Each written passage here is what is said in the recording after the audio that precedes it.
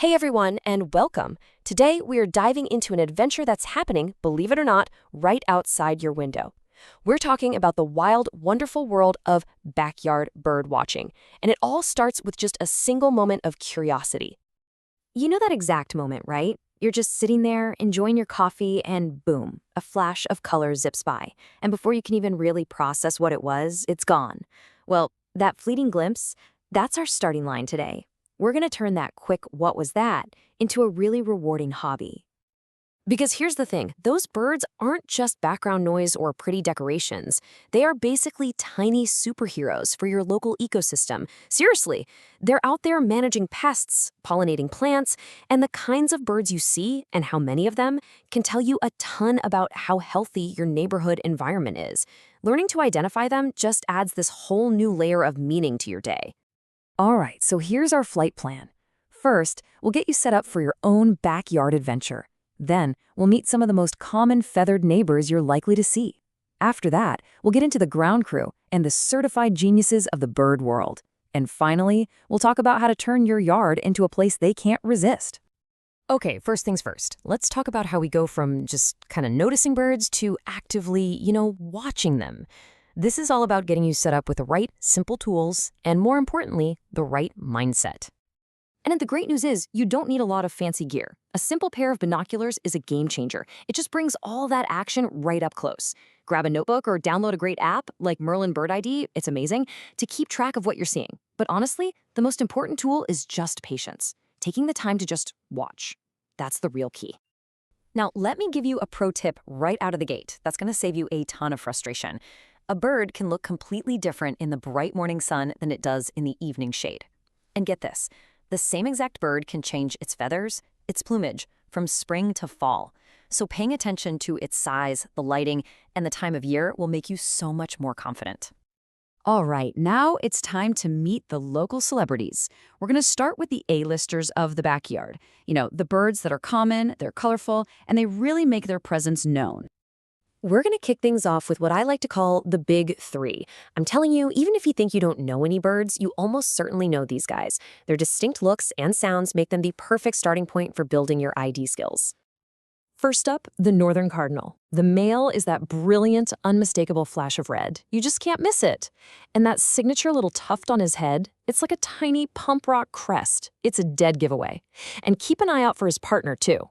They often travel in pairs, and the female is this beautiful, more subtle reddish tan. Next, the blue jay. This is a bird you will almost always hear before you see it. They have this loud, sometimes kind of rowdy call, and a famously mischievous personality. That pattern of bright blue, black, and white is just stunning up close, and they are incredibly smart birds. And rounding out our big three is the American robin. You know this one. That classic orange breast is basically the announcement that spring has arrived for a lot of us. You'll see them hopping across the lawn, head cocked, listening for worms. They really are the original early bird, active from the crack of dawn all the way to dusk. Okay, so we've met the superstars, but believe me, the backyard drama does not stop there. Now let's zoom in a little bit on the tiny powerhouses. Because what these next birds lack in size, they more than make up for in pure energy and personality. Okay, take the house wren. It's this little, bubbly brown bird with a surprisingly loud song for its size. And they are obsessive nest builders. I'm not kidding. They will stuff a birdhouse so full of twigs, it's almost comical, like they're preparing for some kind of global twig shortage. Then you have the chickadees. These are the tiny acrobats of the bird world. Just watch a feeder for a few minutes, and I promise you'll see one of them grab a seed while hanging completely upside down. They usually travel in these chatty little flocks, so they bring constant motion and energy to the yard. And here's one of my personal favorites, the white-breasted nuthatch.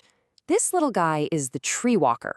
While most birds hop up a tree trunk, the nuthatch has this incredible ability to move headfirst down the trunk. This amazing skill lets it spot insects and larvae hiding in the bark that all the other birds completely miss. It's so cool to watch. Okay, so now that we've covered the birds, up in the trees and at the feeders, let's shift our gaze down to the ground. This next part is all about the ground crew and, well, the certified geniuses of the avian world. It really just requires you to look a little closer to find some fascinating details. At a really quick glance, these two birds can look kind of similar, right? Little brown birds on the ground. But here's how you tell them apart. Look closely at the male house sparrow. He's not that very distinct black bib right under his chin. Now compare that to the dark-eyed junco. People often call them snowbirds. They do this adorable little double-footed scratch dance to kick up seeds from the ground. It's a dead giveaway. Now, some birds get a bit of a bad rap, but it's usually just because they're too smart for their own good. So let's talk about the opportunists, the problem solvers, truly some of the most intelligent birds you will ever see. The American crow is the perfect example. I mean, these birds are flat-out geniuses. Studies have shown they can recognize individual human faces, they've been seen using tools to solve problems, and yes, they can even hold grudges against people. It's this incredible intelligence that lets them thrive right alongside us, navigating challenges that other birds just can't. They are the ultimate urban survivors. So you're getting the hang of identifying a few key players. That's awesome. Now, how do you level up from just watching to being an active host? This next part is all about how to make your yard an irresistible 5-star resort for birds. First, just a quick note on timing. Your backyard isn't a static place. It changes with the seasons. Spring might bring these incredible, colorful warblers just passing through on their long migration. Then fall and winter can bring these big mixed flocks of juncos, chickadees, and sparrows all banding together. Understanding that rhythm is really part of the fun. When you really get down to it, attracting more birds is all about 3 simple things: food, water, and shelter. For food, offer some variety: sunflower seeds, suet cakes, that kind of thing. For water, add a bird bath. And here's a secret: if you can make that water move with a little dripper or a fountain, it's like a neon sign for birds. And finally, shelter. Plant some native shrubs and trees. They provide natural food and safe spots to build nests. It all comes down to this simple idea, really. Start thinking of your backyard not just as a patch of grass you have to mow, but as a living classroom. It's always open, the lessons are always changing with the seasons, and it's just endlessly fascinating if you just take a moment to look. So we'll end with this thought. Every single chirp, every flash of color you see, every little rustle in the leaves, it's all part of a much bigger story that's happening all around you. Your backyard is talking. It's communicating all the time. The only real question is, are you ready to listen? Your adventure is waiting.